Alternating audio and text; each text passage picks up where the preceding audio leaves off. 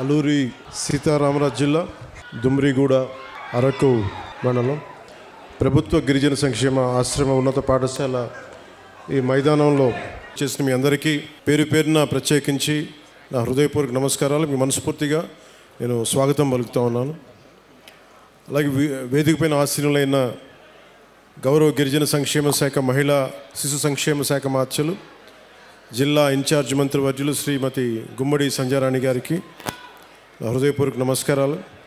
శ్రీ వేపాడ చిరంజీవి గారికి గౌరవ శాసనమండలి సభ్యులు మరియు విప్ డాక్టర్ గుమ్మ తనూజా రాణి గారు గౌరవ ఎంపీ అరకు, అలాగే పిడుగు హరిప్రసాద్ గారు గౌరవ శాసనమండలి సభ్యులు మరియు విప్, గాదే శ్రీనివాసులు నాయుడు గారు గౌరవ శాసనమండలి సభ్యులు, అలాగే రేగం మత్స్యలింగం గారు గౌరవ ఎమ్మెల్యే అరకు వ్యాలీ, శ్రీ పంచకల రమేష్ బాబు గారికి గౌరవ శాసనసభ్యులు పెందుర్తి, శ్రీ సుందరపు విజయ్ కుమార్ గారికి గౌరవ శాసనసభ్యులు ఎలమంచిలి, నిమ్మక జయకృష్ణ గారికి పాలకొండ శాసనసభ్యులు గౌరవ శాసనసభ్యులు, కిదారి శ్రావణ్ కుమార్ గారు chairman AP గిరిజన్ cooperative corporation, Shri సిఆరి దోను దొర గారు జోనల్ చైర్మన్ ఏపీఎస్ఆర్టీసీ విజయనగరం, శ్రీమతి జల్లిపల్లి సుభద్ర గారు జడ్పీ చైర్మన్ విశాఖపట్నం, శ్రీమతి సిహెచ్ జానకమ్మ జడ్పీటీసీ దుబ్బిగూడ, శ్రీమతి ఎం గీత ఎంపీటీసీ పోతంగి, శాంతికుమారి గారికి సర్పంచ్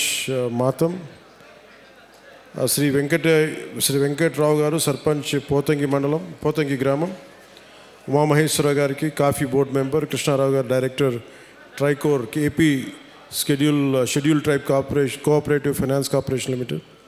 ఇక్కడికి వచ్చి విచ్చేసిన ప్రజాప్రతినిధులందరికీ పెద్దలకి నా హృదయపూర్వక నమస్కారాలు. 3 నెలల క్రితం నేను చెప్పాను మళ్ళీ ఇంకొకసారి మన రోడ్ల గురించి మళ్ళీ ఇంకొకసారి వస్తానని చెప్పి ఆ మాటను నిలబెట్టుకునే క్రమంలోనే నేను ఇక్కడికి వచ్చాను మీకోసం.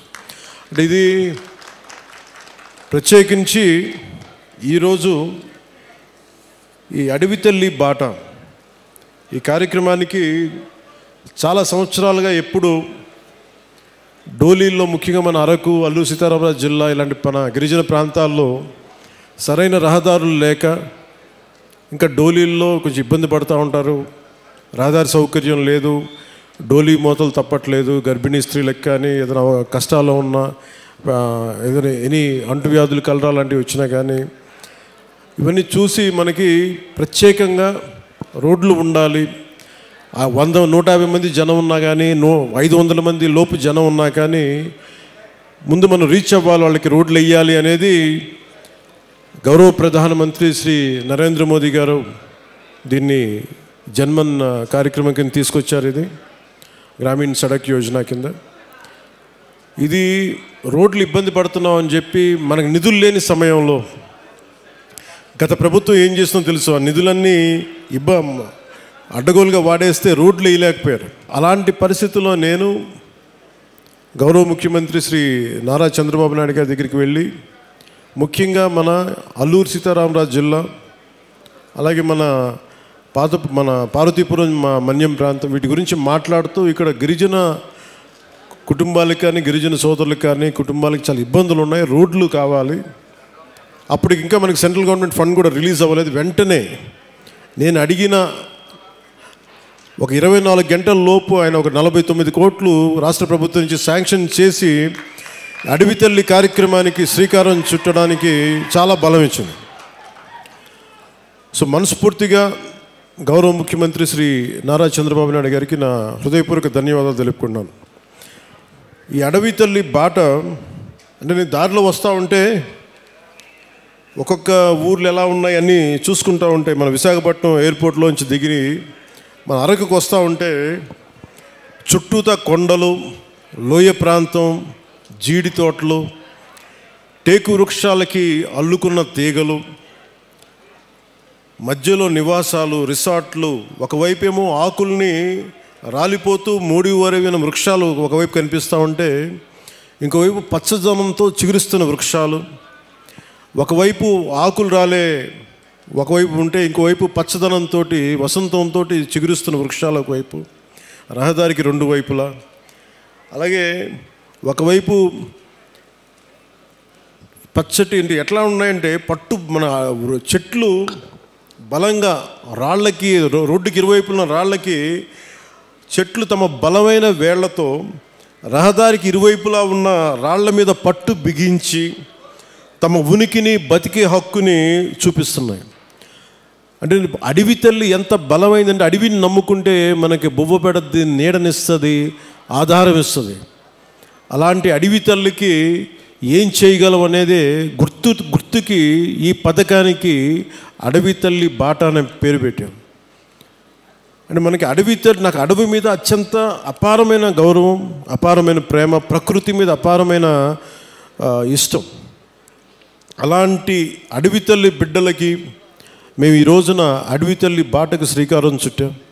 మనస్ఫూర్తిగా మీ అందరికీ ఇక్కడికి వచ్చినందుకు మీ అందరికీ మరోమారు ధన్యవాదాలు తెలుపుకుంటా ఉన్నాను. దారిలో శంబాల్ నగరి దగ్గర నుంచి భవానీ నగరు, బొడ్డవర, వైకుంఠగిరి, కాశీపట్నం, అలాగే మన ఒక్కొక్కటి చూస్తే మనకి రిసార్ట్స్, ఒకవైపు చూస్తేనేమో సిల్వర్ ఓక్కి చుట్టేసిన మిరియాల పంట, ఇంకోవైపు ముతిగూడ పక్కన మనకు బొర్రా కేవులు, కటిక వాటర్ ఫాల్స్, అనంతగిరి, తట్టుగూడ, నూకాంబిక అమ్మవారి దేవాలయం, తాటిపాక జలపాతం, గాలికొండ వ్యూ పాయింట్, సుంకరమెట్ట ఆఫర్ ట్రైలు, ఇవన్నీ చూస్తూ ఉంటే చాలా అద్భుతమైన ప్రాంతం మన అరకు ప్రాంతం. దీన్ని బాగా సద్వినియోగం చేసుకోవాలి. ఇక్కడ టూరిజం బాగా రావాలి, టూరిజం డెవలప్ అవ్వాలి. ఇవన్నీ చూస్తున్నప్పుడు ఒకటే అనిపించింది, కూటమి ప్రభుత్వం తరఫు నుంచి మనం ఏం చేయగలం? ముందుగా జీవన శైలి మెరుగుపరచాలి, రోడ్లు బాగుండాలి. దాంట్లో భాగంగానే ఈ రోజున కూటమి ప్రభుత్వానికి గత ప్రభుత్వానికి తేడా ఏంటంటే వాళ్ళు దాదాపు లెస్ దెన్ 90 కిలోమీటర్స్ చేశారు. 5 సంవత్సరాల కాలంలో కేవలం 90 కిలోమీటర్లే ఖర్చు పెట్టి 92 కోట్లు మాత్రమే ఖర్చు పెట్టారు 5 సంవత్సరాల కాలంలో. అదే కూటమి ప్రభుత్వం వచ్చిన సంవత్సరం లోపే ఇప్పటికీ మేము 1000-5000 కోట్లు పనులు మంజూరు చేసాం. ఇప్పటికీ ఎన్ని కిలోమీటర్లు?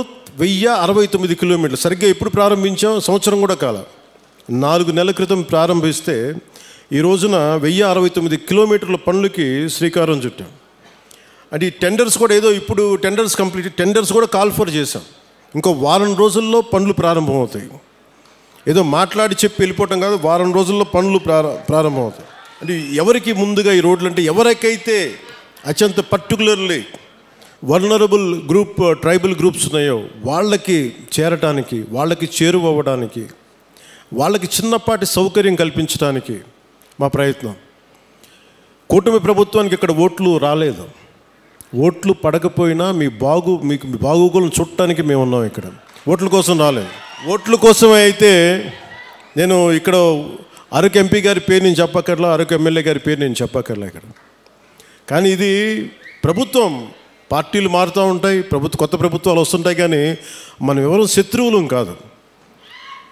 మనందరం విభేదాలు ఉంటాయి, భావాలు అంటే వైరుధ్యమైన భావాలు ఉంటాయి తప్ప మనం ఎవరు కొట్టుకోవడానికి సిద్ధంగా మనందరం కలిపి ఎవరు ఏ పార్టీ అయినా సరే కూర్చొని అభివృద్ధికి శ్రీకారం చుట్టాలి. దాంట్లో భాగంగానే ఇక్కడ ఇందాక పంచాయతీ ప్రెసిడెంట్స్ అందరూ కొంతమంది మాట్లాడుతూ ఉంటే ఒకటే చెప్తున్నాను.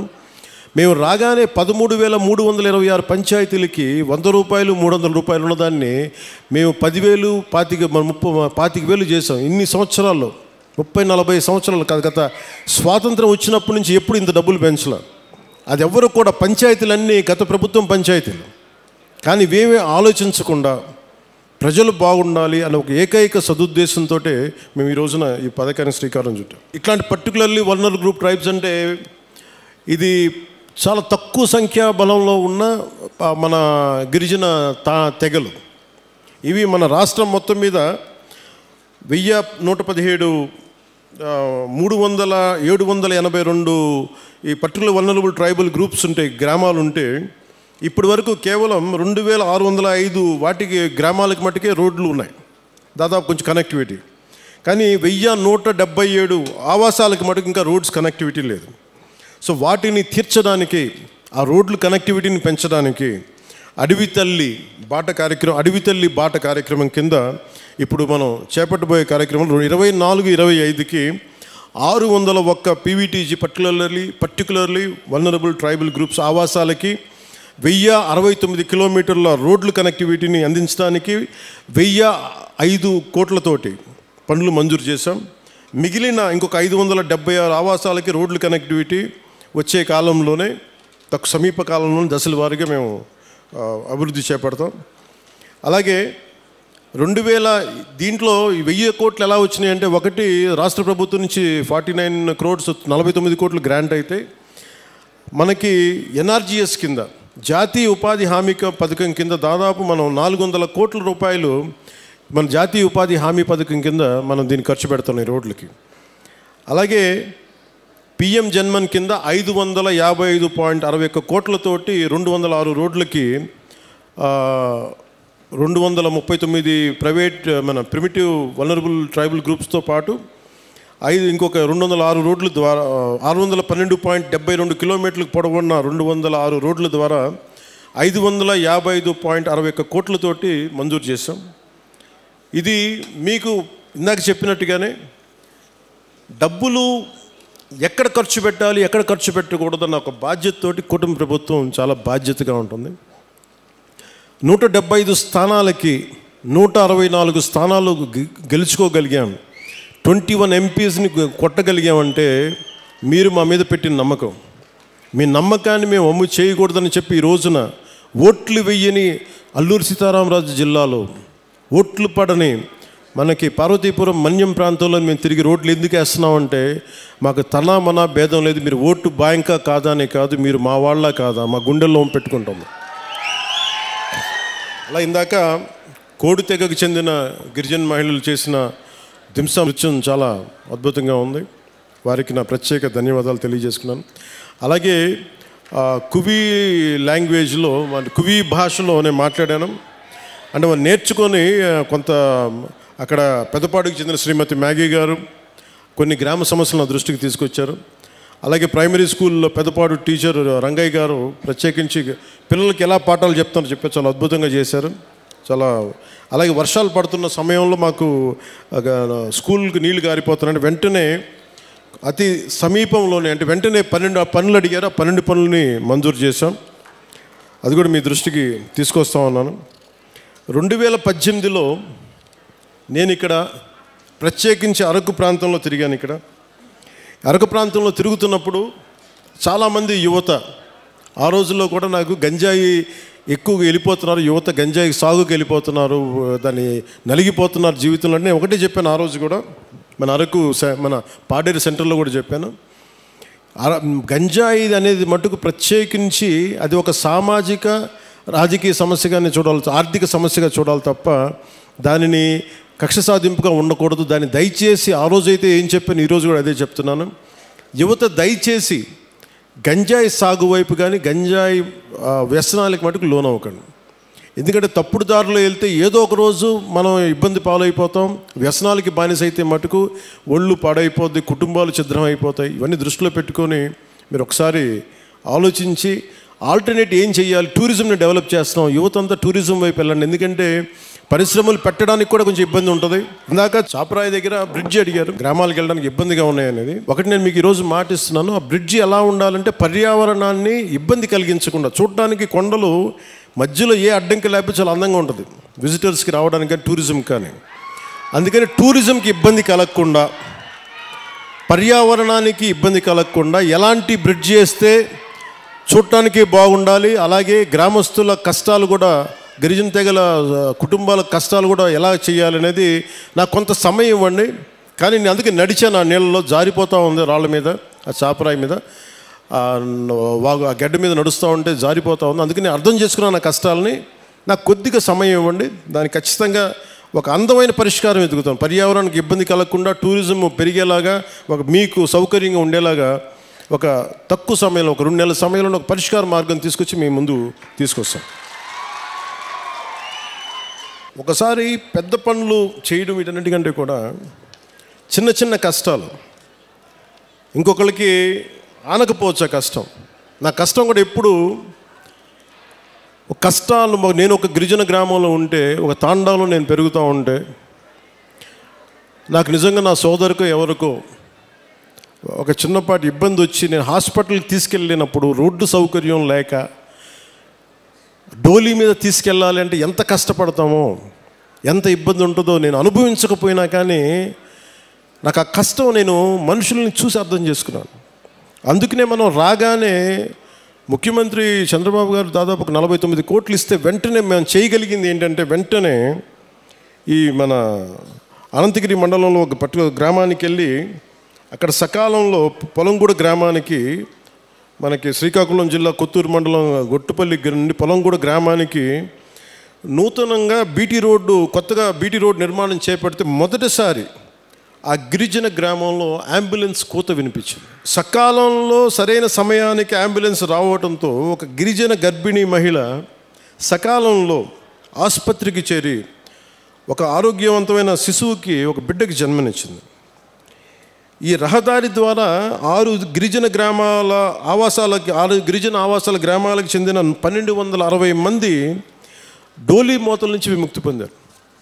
ఇది ఒక అద్భుతమైన ఒక 10,000 మందికి పనిచేసేది కాకపోవచ్చు, ఒక డబ్బులు రాకపోవచ్చు, ఓట్లు రాకపోవచ్చు, దానివల్ల ఆదాయం డబ్బు ప్రభుత్వానికి రాకపోవచ్చు, కానీ మీ కష్టంలో మేము ఉన్నాం. మా కూటమి ప్రభుత్వం ఇది మంచి ప్రభుత్వం, ఆ ప్రభుత్వాన్ని కూడా నేను వాటన్నిటికంటే కూడా మీకు అండగా నిలబడే ప్రభుత్వం కూటమి ప్రభుత్వం. నేను ప్రత్యేకించి ఈరోజు మిమ్మల్ని కోరుకుంటుంది, 2018లో నేను ఇక్కడ తిరిగాను పోరాట యాత్ర. అప్పుడు అన్ని కష్టాలను చూశాను. ఎందుకంటే నేను కార్యకర్తలకు కూడా, జనసేన నాయకులకి, జనసేన కార్యకర్తలకు అప్పటికీ చెప్పాను, ఇప్పటికీ చెప్తున్నాను. అలాగే మన కూటమి నాయకులందరితో కూడా నేను ఈ భావాలని పంచుకుంటా ఉన్నాను. మనం కనుక ప్రజలతో మమేకమై తిరిగి కష్టాలని, వాళ్ళు ఏం కష్టాలు పడుతున్నారో మనం నిజంగా చేయగలిగితే, నాకు ఆ మనసు నలిగిపోయిన 2018 పోరాట యాత్ర అప్పుడు, అరే నా చేతిలో అధికారం లేదు, కనీసం చిన్నపాటి ఒక ఆడబిడ్డకి కన్నీళ్ళు తుడిచిండే శక్తిని ఇవ్వు భగవంతుడాన్ని కోరుకుంటే, ఆ రోజు పరమశివుడు అనుగ్రహించి, నూకాలమ్మ అనుగ్రహించి, మోదమాంబ అనుగ్రహించి, ఈ రోజున కూటమి ప్రభుత్వాన్ని ఈ రోజున మాకు అధికారం ఇచ్చి, వాళ్ళ అధికారం ఇవ్వడం వల్ల మీ ఆశీస్సులు అంటే ఎంత బలంగా కోరుకున్నామో ఆ రోజున, ఈ రోజున మేము దాదాపు 1005 కోట్లు, అంటే దాదాపు 1000 కోట్ల పైన డబ్బులు 1050 కిలోమీటర్ల రోడ్డుకి వేయగలుగుతున్నాం. అంటే రోడ్లు వేయటమే కాదు, మీ జీవితాలు కొంత మెరుగవుతాయి, కొంత ట్రాఫిక్ పెరుగుతుంది, కొంత మనకి టూరిజం డెవలప్మెంట్ ఉంటుంది. వీటన్నిటిని దృష్టిలో పెట్టుకొని ఇవన్నీ చేస్తూ ఉన్నాం. నేను ఈ రోజున ప్రత్యేకించి దారి పొడుగుతా చూస్తుంటే ఇంత సుందరమైన అరకుని దేశం మొత్తం వచ్చేలాగా చేయాలి. అలాగే ఏం చేయాలని కూర్చోబెట్టి టూరిజం శాఖ మంత్రివర్యులతో మాట్లాడతాను, శ్రీ కందుల దుర్గేష్ గారితో, గౌరవ ముఖ్యమంత్రి గారితో మాట్లాడతాను, సంబంధిత జిల్లా అధికారులతోటి, కలెక్టర్ గారితో మాట్లాడి మీకు అభివృద్ధిలో ఇక్కడున్న యువత గంజాయి వైపు కాకుండా మీరు టూరిజం వైపు వెళ్ళాలి, సేవలు, మీరు సర్వీస్ సెంటర్స్ పెట్టుకోవాలి, ఇక్కడ కూర్చోబెట్టి చిన్న హోటల్స్ నడుపుకోవాలి. మీకు ఏదైనా స్థలాలు ఉంటే మీరు అక్కడ కూర్చోబెట్టి కొంచెం ఓపెన్ క్యాంప్స్ పెట్టుకునేలాగా, 10 డబ్బులు వచ్చేలాగా, కొంతమందికి వృత్తి ఉపాధి వచ్చేలాగా ఖచ్చితంగా కృషి చేస్తాం. అలాగే ఇందాక కలెక్టర్ గారు మాట్లాడుతూ ఇప్పటికీ 2,25,000 కాఫీ తోటలు ఉన్నాయి. ఇంకో పట్టులకి జిరాయితీ పట్టాలు కానీ, లేదంటే పోడు పట్టాలు కానీ కలిపి ఇంకొక 1,00,000 పైన మేము ఎకరాల్లో కాఫీ తోటను సాగు చేయాలనుకుంటున్నాం. దీనికి కాఫీ తోటలు పెంచాలంటే ఎత్తైన చెట్లు, వృక్షాలు కావాలి. అందుకని ప్రత్యేకించి అలాంటి వృక్షాలు పెంచాల్సిన చోట దాన్ని ఉద్యానాలని పెంచే దాంట్లో జాతీయ ఉపాధి హామీ పథకానికి ఆ పథకం దీని కింద వర్తిస్తుందని అడుగుతారు. ఖచ్చితంగా దాన్ని పరిశీలించి, ఇక్కడ అంటే నా భయం ఏంటంటే, ఒకటి సిల్వర్ ఓక్ ఎప్పుడు కూడా వల్నరబుల్ టు ఫారెస్ట్ ఫైర్స్, అంటే ఎక్కువ మంటలు రగుల్చుకునే అవకాశం ఎక్కువ ఉంటుంది. అది స్థానికమైన చెట్టు కాదు. సో ఇప్పుడు వేసేసాం కాబట్టి మనం ఏం చేయలేం. కానీ భవిష్యత్తులో కలెక్టర్ గారికి కూడా, మన పంచాయతీరాజ్ శాఖ ప్రిన్సిపల్ సెక్రటరీ గారికి కూడా, అలాగే ఇక్కడ ఉన్న ఫారెస్ట్ అధికారులకు కూడా, మీరు సిల్వర్ ఓక్ వేసేటప్పుడు దానికి ఆల్టర్నేట్ దయచేసి కొత్తగా, ఫాస్ట్గా, తొందరగా ఎదిగా ఏవో ఆలోచించండి. ఖచ్చితంగా 1,00,000 ఎకరాలు కాఫీ సాగు ఉంటే, కాఫీ బోర్డు నిర్ణయించుకుంటే ఖచ్చితంగా దాన్ని మరింత ఆదాయం పెరుగుద్ది, మరింత మనకి యువతకి ఉపాధి అవకాశాలు ఉంటాయి. దీన్ని దృష్టిలో పెట్టుకొని పర్యావరణానికి, ఎందుకంటే ఎసిడిక్ ఎక్కువైపోద్ది, మన ఎసిడిక్ సాయిల్లో ఎసిడిటీ పెరిగిపోద్ది ఈ సిల్వర్ ఓక్ వేస్తే. అది మన నేటివ్ ప్లాంట్ కాదు. అందుకనే పనస కానీ, మామిడి కానీ, ఇంకా తొందరగా ఎదిగే మొక్కలు ఏమున్నాయి, వీటన్నిటి వృక్షాలు ఏమున్నాయి, వీటిని దృష్టిలో పెట్టుకొని ఖచ్చితంగా కలెక్టర్ గారు అడిగిన ఈ ప్రతిపాదన ముందుకు తీసుకెళ్తాం. ఖచ్చితంగా 1,00,000 ఎకరాల్లో కాఫీ తోటని ముఖ్యమంత్రి గారు తెలియజేశారు. ఖచ్చితంగా దీన్ని సాధిస్తామని మీ అందరికీ తెలియజేసుకుంటాం. సో మీ అందరికీ మరోమారు ఇంకా బస్తర్లోనూ ఇక్కడంతా ఇంకా మనకి చిల్లంగి అని చేస్తారంట. ఎప్పుడు చిన్నప్పుడు ఇప్పుడు నేను తులసి నవలు చదివాను, కానీ బస్తర్ నుంచి దార్కా వచ్చాడు, కాద్రా వచ్చాడు. నవల్స్లో బాగుంటుంది, కానీ నిజంగా అంటే ఎందుకో ప్రత్యేకించి పోలీస్ శాఖ అధికారులు నా దృష్టికి తీసుకొచ్చారు, ఎస్పీ గారు నా దృష్టికి తీసుకొచ్చారు, ఎస్పీ గారు డిఎస్పీ గారు ఇద్దరు. అంటే అరకు పరిసర ప్రాంతాల్లో ఇప్పటికీ చాలామంది చెడుపు, చిల్లంగి మరియు చేతబడి వంటి మూఢనమ్మకాలని ఉన్నాయి. దానివల్ల పొరపాటున మానసికంగా మన ఇంట్లో బాగలేకపోతే, ఒకరికి ఎవరికైనా మానసిక వ్యాధి ఏదైనా వస్తే మనకు పడని శత్రువు ఎవడన్నా చిల్లంగి చేశాడు, చేతబడి చేశాడని చెప్పి కొట్టి చంపేయటం, ఇలాంటి చేయటం దాదాపు గత కొన్ని సంవత్సరాలుగా 9 మందిని చంపేశారనేది ఒక రికార్డు పోలీస్ శాఖ అధికారులు పెట్టారు. సో వారి విజ్ఞాపన, వారి విన్నపం ఏంటంటే, ఎట్టి పరిస్థితుల్లో మీరు దయచేసి దీని అలా ఆ మూఢనమ్మకాల వైపు వెళ్ళకండి. ఏదైనా బాగలేకపోతే ఎందుకు బాగలేదు అని దృష్టిలో పెట్టుకొని అట్లా ఆలోచించమని, అందుకని దీనికోసం ప్రత్యేకించి వికాస్ అనే ఒక కార్యక్రమం ప్రారంభించారు. ఈ పై విషయాలన్నింటినీ, అంటే దీనికి గల కారణాలను పరిశీలిస్తే మూఢనమ్మకాలని మనకి ఇంట్లో వాళ్ళకి బాగలేకపోతే చేతబడి చేశాడు, చిల్లంగి చేశాడు అవన్నీ సినిమాల్లో బాగుంటాయి, నవల్స్లో బాగుంటాయి. నిజానికి మన మనసుకు మించింది ఏం లేదు. అంటే మీ మైండ్ చెడు మంచి అనేది ఏంటంటే, ఒకడు పోవాలని కోరుకుంటుందా, అదే చెడు, అంతే, అదే చేతబడి. అందుకే ఇలా కాకుండా మీరు ఆలోచించాల్సింది, ఎవడు మన గురించి ఎంత చెడు చేద్దాం అనుకున్నా మనం యాక్సెప్ట్ చేస్తే తప్ప, మనల్ని ఓడించాలి నేను అసెంబ్లీలోకి అడుగు పెట్టం అని చెప్పి ఇంత కంకణం కట్టుకుంటే నువ్వెవడు ఇలాంటి చేతబడులు చేయడానికి? ఇలా చూడండి, మనంటే పట్టణంలో ఎప్పుడు మాట్లాడతారు, అందువల్ల. కానీ మనం ఎలా ఎదుర్కోవాలి? కూర్చొని కొట్టడాలు ఇవన్నీ కాదు. బలంగా మన మనసు బలంగా ఉంటే ఏది పనిచేయదు, మనకి ఏది దుష్టశక్తి మన మీద పనిచేయదు. ఎందుకంటే ఒక్కసారి ఇలాంటి మూఢ విశ్వాసాలని నేను కూర్చోబెట్టి వెంటనే తీసేయమని కష్టం, నేను అర్థం చేసుకోగలను. కానీ వీటికి మించి మీరు ఆలోచించాల్సిందిగా, ముఖ్యంగా యువతకి, ఆడపడుచులకి, మహిళలకి చెప్తున్నా. ఒక తరం అది నమ్మారు, ముందుకు వెళ్ళిపోయారు. తులసి నవల్స్ లాగా బస్తర్ అడవుల నుంచి ఒకరు కొంతమంది వస్తారు, ఇలా చేశారు అని. ఇవన్నీ పాతకాలం, అన్నీ అయిపోయినాయి. మీకు ఎవరైనా సరే చెడు చెయ్యాలనుకున్నోడు కూడా మనకి ఎవడు చెడు చేయలేడు, మనం బలంగా ఉంటే మనం ఏదైనా ఎదుర్కోగలం. అందుకని ప్రత్యేకించి వీళ్ళెవరో మనకి చెడు చేశారు, చేతబడి చేశారు, చిల్లంగి చేశారు, వీటికి లోను కాకుండా, ఉద్రేకాలకి లోను కాకుండా, చట్టాన్ని మీ చేతుల్లోకి తీసుకోకుండా, ఇలాంటి జరగకుండా మీరు చూసుకోవాలి మనస్ఫూర్తిగా నేను మీకు కోరుకుంటా ఉన్నాను. అందుకని వీటన్నిటిని దృష్టిలో పెట్టుకొని అవగాహన కార్యక్రమం, వికాస్ అనే కార్యక్రమాన్ని శ్రీకారం చుట్టారు ఉన్నత పోలీసు అధికారులు. దీంట్లో భాగంగా జిల్లాలోని పోలీసు, రెవెన్యూ, వైద్య, ట్రైబల్ డిపార్ట్మెంట్ మరియు వివిధ రకాల సంస్థలు సంయుక్తంగా గ్రామాల్లో పర్యటించి ఇలాంటి చిల్లంగి కావచ్చు, ఇలాంటి చేతబడుల మీద కావచ్చు అవగాహన కల్పిస్తూ, ఎవరికైనా సరే అనారోగ్య సమస్యలు ఉన్నా, మానసికంగా ఎటువంటి సమస్యలు, దానికి కారణం చిల్లంగి ఇటువంటి చేతబడులే కాదు, వారి యొక్క సమస్యకి పరిష్కార మార్గం హాస్పిటల్స్లో ఉంటుంది. లేదంటే ఏమున్నాయని చెప్పి వాటిని నిజంగా మనం కొంచెం లాజికల్గా ఆలోచించి మెడికల్ పాయింట్ ఆఫ్ వ్యూలో దాన్ని కరెక్ట్ చేయాలని మనస్ఫూర్తిగా పోలీస్ శాఖలు కోరుకున్నాను. మేము ఆంధ్రప్రదేశ్ ప్రభుత్వం, కూటమి ప్రభుత్వం నుంచి మేము కోరుకుంటా ఉన్నాం. అందుకని మీ అందరూ సహకరించి చట్టాలను దయచేసి చేతుల్లో తీసుకోకండి. గంజాయి పంటను మట్టుకు దయచేసి ఎట్టి పరిస్థితుల్లో కూడా మీరు పెంచకండి. ఎవరన్నా ఉంటే కూడా పోలీసు అధికారులకి మీరు ఇన్ఫర్మేషన్ ఇవ్వండి. నేనేం కోరుకున్నా అంటే, పోలీసు అధికారులు కూడా మీ గతంలో కూడా పాడేరు సభలో కూడా చెప్పాను, ఇది సామాజిక ఆర్థిక సమస్యగానే చూస్తాం తప్ప ప్రజలకి వీళ్ళు ఎడ్యుకేట్ దెమ్, వాళ్ళకి కొంత అవగాహన కల్పించి అటువంటి వైపు వెళ్లకుండా మీకు ఉద్యోగాలు వచ్చేలా, జీవనోపాధి కల్పించేలా ఈ ప్రభుత్వం మరింత శ్రద్ధ తీసుకుంటుంది, మరింత బాధ్యతగా ఉంటుంది మనస్ఫూర్తిగా తెలియజేసుకుంటూ. అలాగే అంటే మీతో మాట్లాడుతూ ఉంటే ప్రతి డిపార్ట్మెంట్ నాకు ఒక విజ్ఞాపన ఇస్తుంది, మీరు చెప్పండి మీ వాళ్ళందరికీ. సో అలాగే అటవీ శాఖ తరపు నుంచి ఒక విన్నపం వచ్చింది. దయచేసి మనం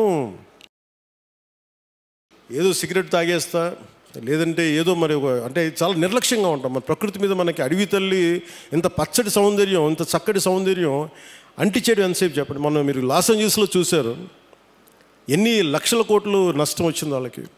డబ్బున్న వాళ్ళు అందరూ పెద్ద పెద్ద ఫిల్మ్ యాక్టర్స్, బిజినెస్ మన ఇండస్ట్రియలిస్టులు, బిజినెస్ పీపుల్ అందరూ కూడా ఏమాత్రం ఇల్లు కూడా సొంత అసలు కొన్ని దశాబ్దాల నుంచి పెట్టుకున్న జ్ఞాపకాలు కూడా పోయినాయి, డబ్బులు గాలిపోయినాయి. సో వీటన్నిటిని దృష్టిలో పెట్టుకొని ఫారెస్ట్ ఫైర్స్ అనేది ఇది ముఖ్యంగా మన సమ్మర్ సీజన్ కాబట్టి, గ్రీష్మం కాబట్టి, మీరు ఎవరన్నా సరే కొంచెం బాధ్యతగా నిర్లక్ష్యంగా ఉంటే వారిని సరైన మార్గంలో పెట్టి మీరు ఎందుకంటే నిప్పు పెట్టకుండా మటుకు చూసుకోండి. ఒకసారి మీరు చిన్నపాటి తుంపల్ని మన ఇంటికి అడ్డంగా ఉన్నాయని చెప్పి మీరు మంట పెట్టేస్తే అది ఎటు కార్చిచ్చు అయిపోద్ది. వృక్షాలు కాలిపోతాయి, మన నీడనిచ్చే వృక్షాలు కాలిపోతాయి, మనకి ఎండనికే నీడనిచ్చే వృక్షాలు అంతరించిపోతాయి. ముఖ్యంగా మూగ జీవాలు, జంతువులు చచ్చిపోతాయి. అందుకని వీటిని దృష్టిలో పెట్టుకొని అడవులకి నిప్పు పెట్టే పరిస్థితులు ఏదైనా ఉంటే దయచేసి మీరే కొంచెం బాధ్యత తీసుకొని మీకు కనిపించినప్పుడు దాన్ని ఆర్పటం లేదా అలాంటి పరిస్థితులు రాకుండా మీరు ఉత్పన్నం కాకుండా చూసుకోవాలి మనస్ఫూర్తిగా కోరుకుంటూ, మీ అందరూ బాగుండాలి, ఆయురారోగ్యాలతో ఉండాలి. నా కోరిక ఒకటే, వచ్చే ఎన్నికలకి మొత్తం మన్యమంతా కూటమి ప్రభుత్వం పతాకాలతో రెపరెపలాడాలి. ఎందుకు చెప్తున్నానంటే 5 సంవత్సరాల విలువైన సమయం మీరు ఇచ్చారు, మీ ఓటు వేశారు, మీ ఓటుకి వాళ్ళు విలువ ఇవ్వలేదు. కానీ మీరు ఓటు వేయకపోయినా నేను మీ ఓటుకి విలువ ఇచ్చి ఇక్కడికి వచ్చాను. అందుకనే ఎందుకంటే నేను మీకోసం నేను పదే చెప్తున్నాను, 15 సంవత్సరాలు ఈ కూటమి ప్రభుత్వం ఉంటుంది. కేంద్రంలో ఎన్డీఏ ప్రభుత్వం, భారతీయ జనతా పార్టీ లీడింగ్ పార్టీగా నరేంద్ర మోదీ గారు ఎలాగైతే చేశారో అంత బలంగా 3 పర్యాయాలు ఉంటే తప్ప మనకి విభజన సమయం నుంచి గత పాలన వరకు ఎంత నలిగిపోయాం అది బయట పడాలి అంటే మాకు ఒక 15 సంవత్సరాల మీ ఆశీస్సులు కావాలి. మేము కింద పడతాం, మీద పడతాం. ముఖ్యమంత్రి గారు భిన్నమైన ఆర్థిక వ్యవస్థని సరిచేస్తూ ఉన్నారు, నేనేమో మీకు తిరుగుతూ ఉన్నాను. మేము మీకోసం పని చేస్తాం, కానీ మీ ఆశీస్సులు కావాలి మాకు. మీ ఆశీస్సులు ఇవ్వండి మాకు. మీకోసం తిరుగుతాం, ఒళ్ళుంచి పని చేస్తాం, మీకు అండగా ఉంటామని తెలియజేసుకుంటూ ప్రతి ఒక్కరికి పేరు పేరున ధన్యవాదాలు తెలుపుకుంటూ మీ భవిష్యత్తు కోసం మన కూటమి ప్రభుత్వం. జై హింద్, జై భారత్.